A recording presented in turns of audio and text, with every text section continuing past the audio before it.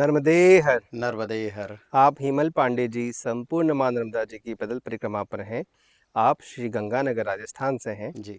महाराज जी, आपने ओंकारेश्वर से परिक्रमा शुरू की। हाँ जी, हाँ जी। अभी आप बड़वानी के आगे पहुंच चुके हैं। आपका अभी तक का अनुभव साझा कीजिए महाराज जी।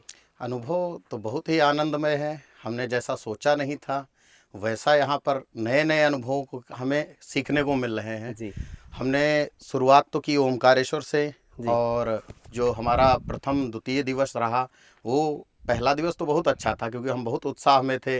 बड़ा आनंद आ रहा था क्योंकि हम किनारा किनारा ही लेके चल रहे थे। बराबर। तो कई रास्ते जंगल से आए, पहाड़ों पे आए, तो ऊपर से आना जाना हुआ, और जब रात्रि विश्राम हुआ तब हल्का पैरों में क्या हुआ, दर्द सा महसूस हुआ। परंतु क्या था कि भगवती हमारे समक्ष ही थी, तो हमने उनके दर्शन किए, तो ऐसे लगा कि स्वतः ही दर्द क्या हुआ, सारा खत्म होना खत्म हो गया। जी तो ऐसा लगा और बड़ा आनंद आ रहा है। साथ साथ में हम बड़वानी तक पहुंच चुके हैं, जी और पैरों में तो दर्द अब बिल्कुल नहीं है। बस जी। थोड़ा बहुत चलते हैं तो हो सकता है हो जाए, वो तो हो ही जाता है थकावट, लेकिन अब किसी भी प्रकार का कोई भी दर्द हमें महसूस नहीं हो रहा है।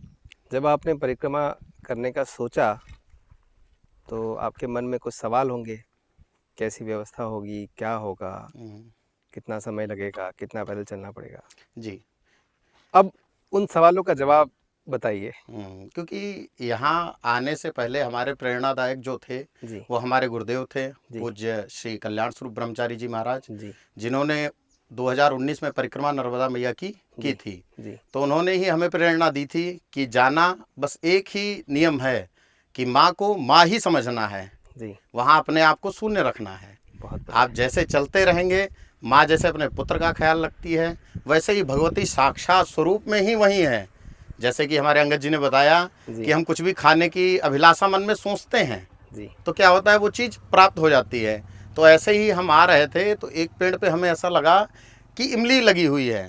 तो मैंने कहा अंगद जी आज तो इमली मिली हमें खाने को, पर हम पास में गए तो वो सिर्फ पत्ते थे, इमली नहीं थी। परंतु बीच में फिर बात विवाद होने लगा, महाराज जी से कुछ चर्चाएं चल रही थी परिक्रमा की, तो 5 इमली के पेड़ लगातार निकले। तो मैंने सोचा बीच में संवाद में डिस्टर्ब ना करें, लेकिन क्या हुआ, वो जब तक हमने इमली खा नहीं ली तब तक वो पेड़ आते ही गए स्वतः। ऐसा हमने प्रत्यक्ष रूप में ही माँ भगवती का चमत्कार देखा है। क्या बात है। नर्मदे हर। नर्मदे हर।